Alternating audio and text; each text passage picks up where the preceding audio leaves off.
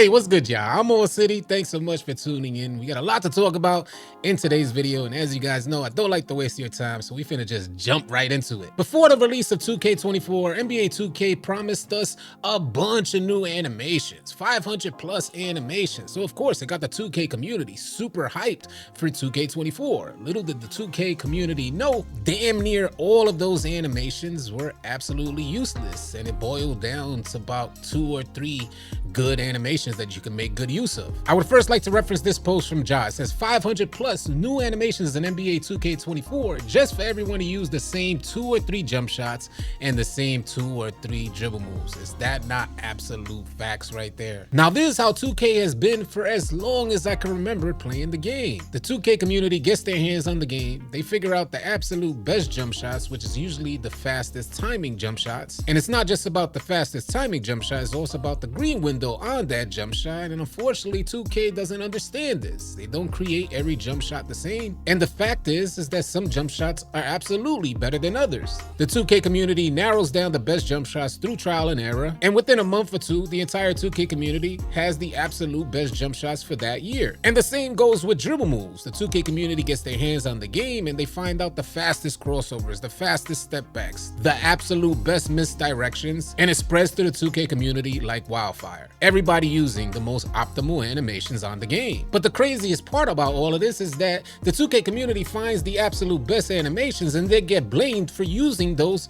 said animations. Is it really right to blame the 2K community to find out which animations are the absolute best? I see things a little bit differently. I think 2K should be going into the lab and figuring out which one is the best animation and then making sure that every single other animations matches the same type of time frame that the animation takes place. A lot of you guys are new to 2K, so you might be going through trial and error without even knowing that there's way better animations out there. And then you're stuck wondering why your player moves so slow in comparison to other players out there. And overall, it just boils down to 2K creating animations that are much better than others. The part that sucks is that it ends up being only a few animations that are better than everything else on the game. I feel like it limits creativity, and it also limits the diversity in play styles. So I find it hard to blame the 2K community for something that was coded into the game. And that leads me into this next post from the good homie AllCity Big Heck. He says the 2K community is hopeless if folks continue to go at each other's necks because they are mad at 2K. And don't cap, y'all. Don't act like 2K don't get you mad. I don't care if you really even love the game. There's gonna be instances where 2K gets you absolutely fuming. And because of 2K's frustrations, that ends up leading a lot of like big bums out there to turn into online tough guys while they play in the game, acting completely out of character, or maybe I should say getting into character online. Trust me, y'all, don't let 2K turn you into one of them lames, because there was a point in time where 2K used to keep us busy through good gameplay for the entirety of the annual cycle, and that wasn't too long ago. And that helps lead me into this next post from PowerDF. He says, I really missed the park era in 2K because it was all about competition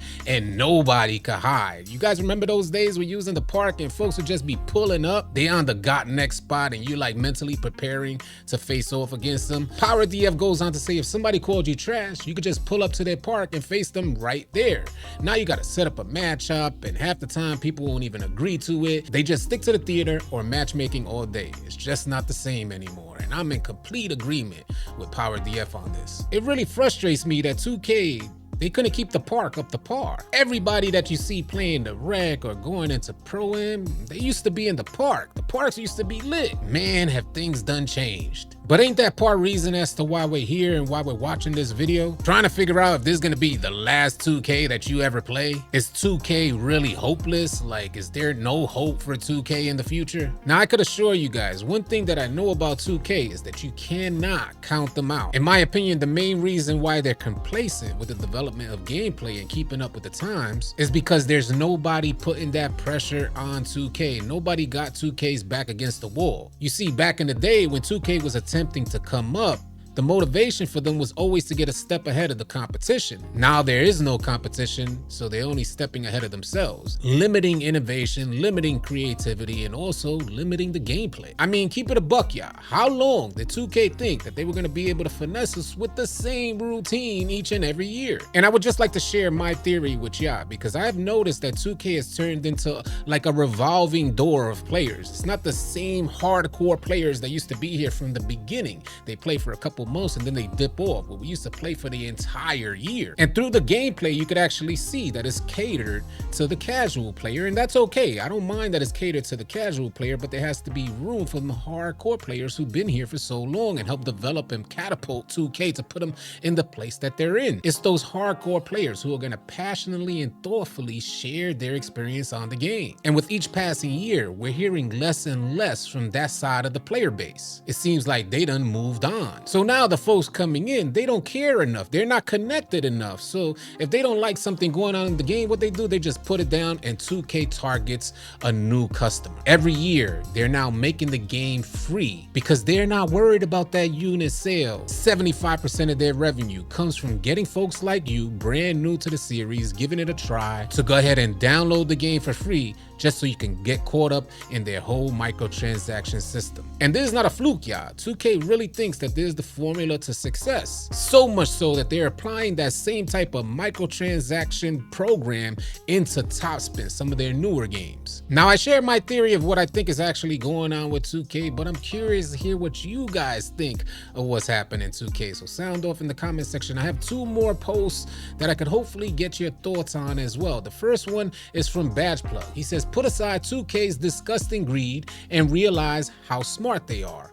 Everyone knows running 2K is just a spineless, monotone puppet who lies when master says to. Now, who went on and got Badge Plug turned up, got him this upset? Badge Plug goes on to say there's no one to blame, so what do people do? Take out their anger and blame creators for it being bad. Are some creators part of the issue? Yes. Is 2K a much bigger percentage of the problem? Absolutely yes. And Badge Plug caps off this post nicely by saying, the issue with 2K is that everything trickles down when you create something with the only intention of greed. In my opinion, Badge is speaking absolute facts. There was a point in time where it was clear as day through gameplay that 2K was not focused on greed. They were more so focused on gameplay development and innovation. And from a player's perspective, it absolutely showed. When we got our hands on the game, it was this wow factor when you were playing the game. Now tell me, have you felt that wow factor, so let's say like in the last 3, 4 to 5 years? I would say highly doubtful, unless you're an absolutely new player to the franchise. And the last post that I would love your feedback on and I would like to reference is from the good homie Shoot. He said, things I want in NBA 2K25. Number one on that list is no jump shot meter for stage or pro-am. And the reason being is because that'll combat against the cheaters. A lot of the scripts for Titans and Zens use the shot meter in order to be effective. Now, I'll keep it a stack with y'all. The same way that gameplay becomes innovative is the same way that they'll create new scripts to be effective in games. So if 2K does get rid of the shot meter, there's a high likelihood that there'll be scripts generated to be effective on whatever new version of anti-cheat 2K attempts to come up with. But still in all, it's a good start to remove the shot meters from the more higher competitive game modes, because this is where the cheaters actually like to go. But who's to say if 2K eliminates the meters from there and folks won't just use the scripts and go into the rec theater or whatnot? Someone mentioned that in the comment section in one of my previous videos, and I thought that was absolute facts. They just come over into our game modes. Number 2, we need cheaper builds. Now, the fact is NBA 2K24 had cheaper builds than in 2K23, but it's still not cheap enough. Stop being so greedy, 2K, man. You make enough money. Number 3, we don't need no city, or we need a smaller city. I say get rid of the whole thing. It's obvious that 2K doesn't understand this open world theme that they got going on. There's nothing happening from point A to point B, and 2K thinks they could just fill that empty space with NPCs to make it feel more lively. And the fact is, it doesn't feel more lively. You're still just going from point A to point B, doing absolutely nothing but wasting time traveling. That whole concept needs to be removed from the game.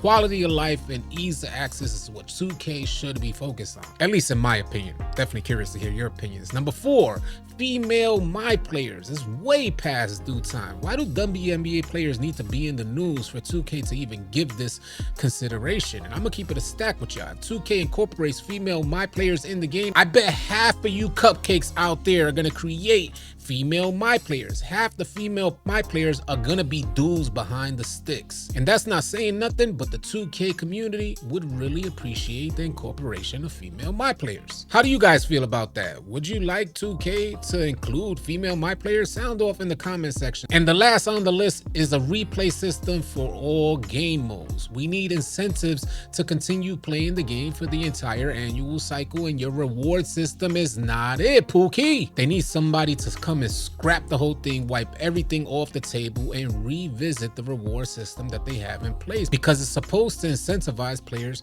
to continue playing the entirety of the annual cycle. And unfortunately, this reward system that they got is actually deterring players from continuing to play the game. And there goes that revolving door of players that I mentioned earlier in the video. I will be going live a little later on today to talk some more about this stuff. Y'all be sure to tune in. Y'all be sure to keep it locked. If you guys are tired of running with randoms and you're looking for players to run with on NBA 2K, come on out and join our Discord. We'd love to have you. The link for Discord will be in the description below. I want to thank you guys so much for tuning in, and y'all be sure to keep it locked right here at AllCity Live TV, because we got a bunch more NBA 2K24 news, information, and updates coming your way. Drop a like and drop a sub on your way out. I'll catch you guys on the next video or live stream.